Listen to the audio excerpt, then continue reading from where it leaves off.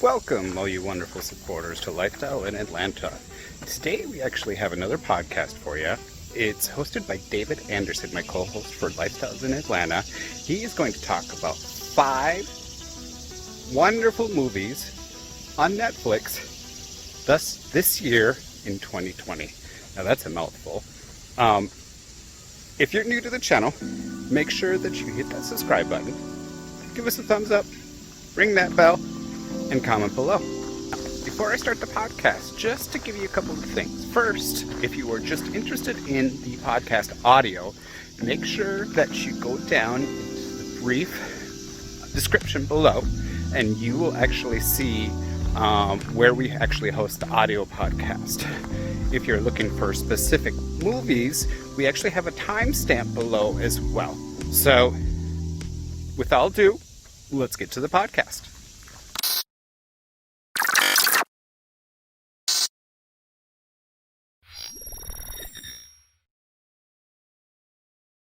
Catch 'em all.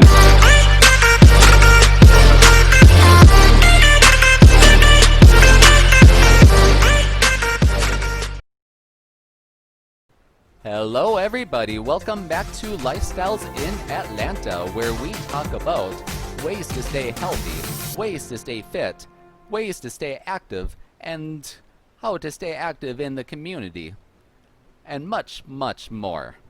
I'm David Anderson, your host for this podcast and your co-host of Lifestyles in Atlanta.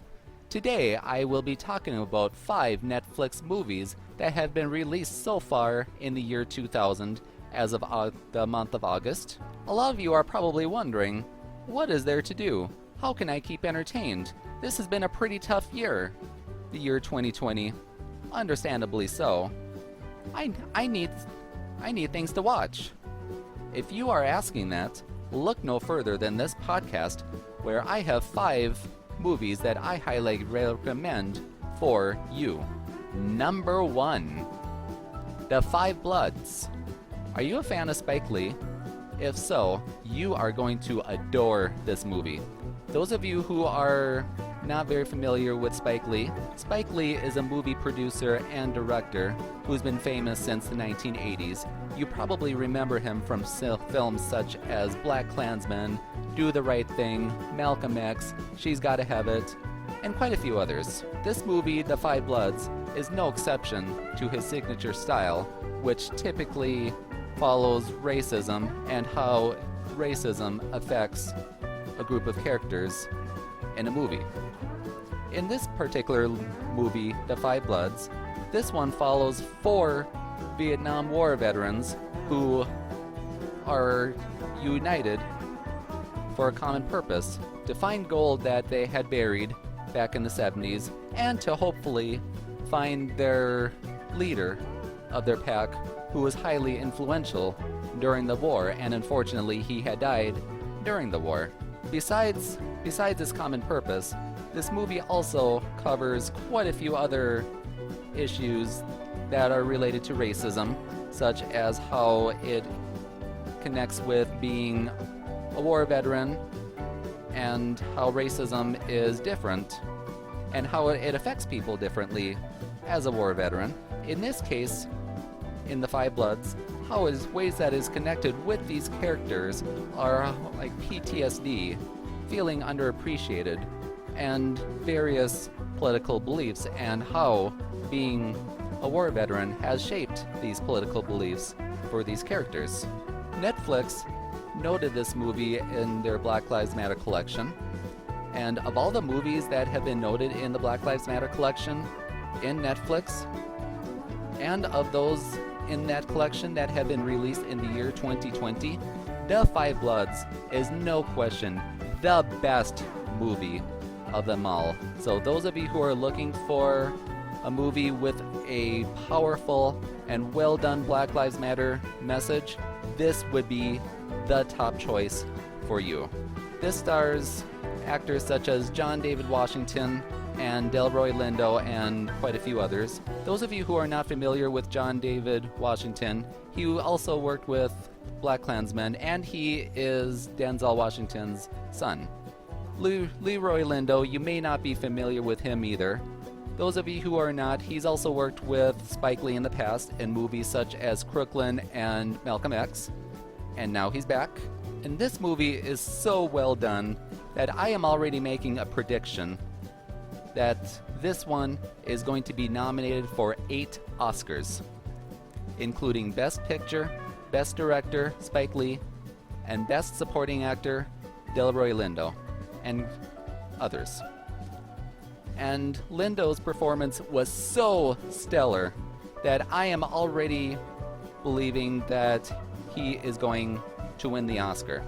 And those of you who are familiar with my work and my style, I do not make predictions with the Oscars this early in the year that easily.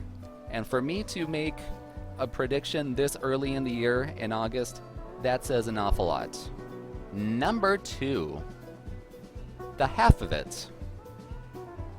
The Half of It is a teenage dramedy with a coming-of-age style. It follows 2 characters who are named Ellie and Paul. Ellie and Paul are both in love with the same girl, named Aster. A-S-T-E-R. No, Paul goes up to Ellie because Ellie is known for being the smart girl, and Paul is not exactly known for his good grades, but he is known for being popular in school and for being athletic. So Paul asks Ellie for advice and help on how to get the attention of Aster. Ironically, guess what? There's a twist. Ellie is also in love with Aster. So for both of the 2, Ellie and Paul, to be in love with the same person, Ellie is conflicted. Should I help him? Should I not? Should I seek my girl Aster? Should I not? So she resists Paul's request at first, but eventually she gives in because she wants to be the Good Samaritan.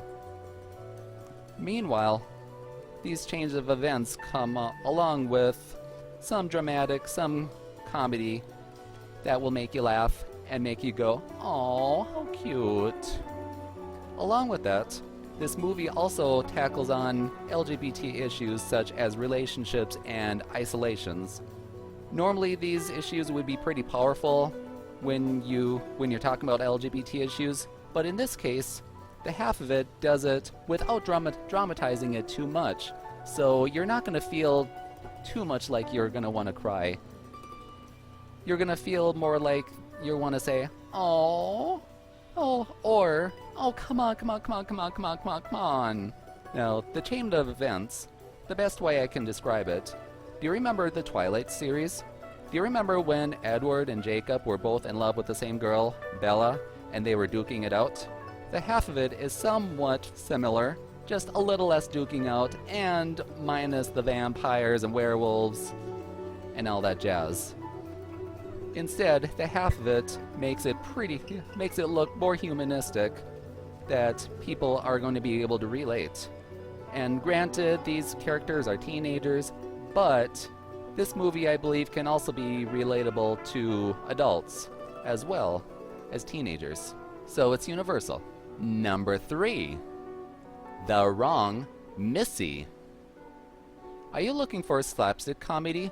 Are you looking for a movie that you're not going to need to think too much about what's going on? You'll automatically know as you're watching? Well, look no further than The Wrong Missy. This guy named Tim falls in love with a girl named Missy, who he's met only once. They connected in a bar. They made out. They exchanged numbers, kept in touch. But they only met once during that time because, unfortunately, Missy lives so far away that they really can't keep in physical contact on a regular basis. Shortly after that encounter, Tim meets another girl named Missy, and Tim thinks of Missy as this major cuckoo. And I'm not going to say any more about that because that'll be spoilers. Next, Tim decides to go on a vacation with his coworkers from work and wants to invite Missy, the one he fell in love with, but he ends up contacting the wrong Missy, hence the movie title. So, this Wrong Missy comes over, and they go on this vacation together, and all that jazz. Yeah, I know I say all that jazz again, but anyway. So, there are lots of twists and turns that happen that keep people laughing, and also keep people cheering for Tim to find the love of his life, whoever that might be. And I'm not going to say any more about the plot because I don't want to give you any spoilers. Let's face it, we don't like spoilers. Neither do I. So, with the quality of this movie, is this an Oscar contender? No. But this movie, the way it's done, it's still entertaining, it's still memorable, it'll keep people laughing, and it'll keep people on the edges of their seats and cheering for the outcome that they really want for these characters. Because the movie makes it so that way the audiences care for these characters, which cannot be said for other movies. Number 4. The Old Guard. The Old Guard stars Charlize Theron along with a few other fairly well-known actors. Some are better known than others. If you like action movies, and brand new action movies, look no further than The Old Guard. This movie follows a group of people who have one thing in common. They're immortal. Some have been alive for hundreds of years. Some of them have been alive for over 1,000 years.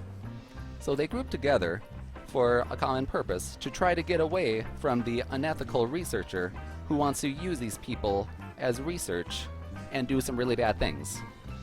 Now, the best way I can describe this movie, have you ever seen any of the Alien movies? Have you ever seen Friday the 13th Part 7 or The Elephant Man?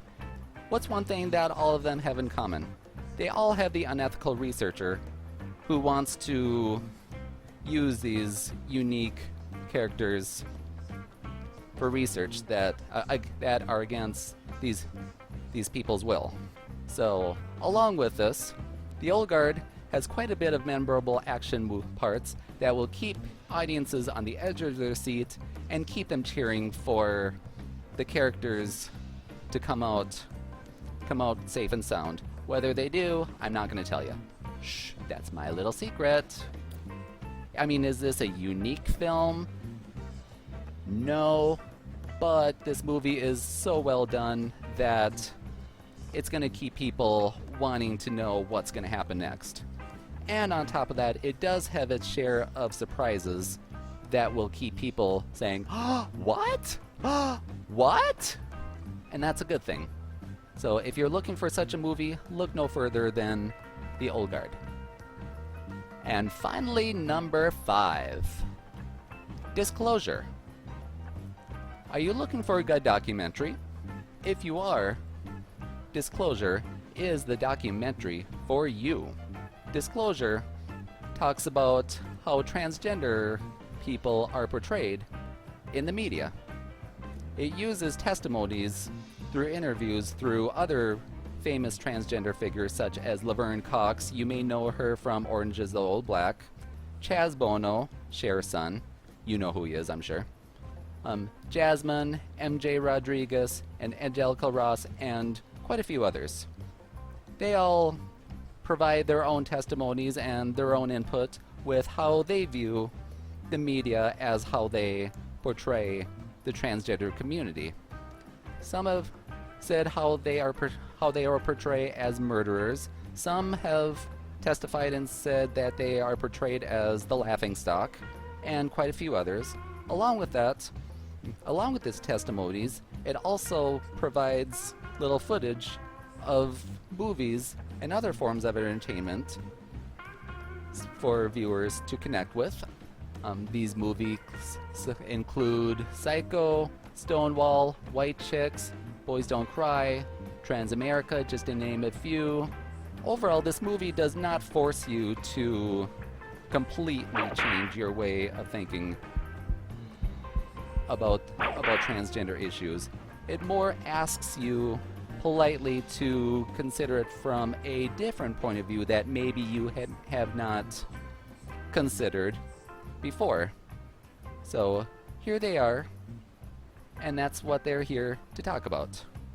So there you have it, your 5 fantastic Netflix movies of 2020 so far as of August 2020. I hope this was helpful for you in your selection of movies to pick from Netflix.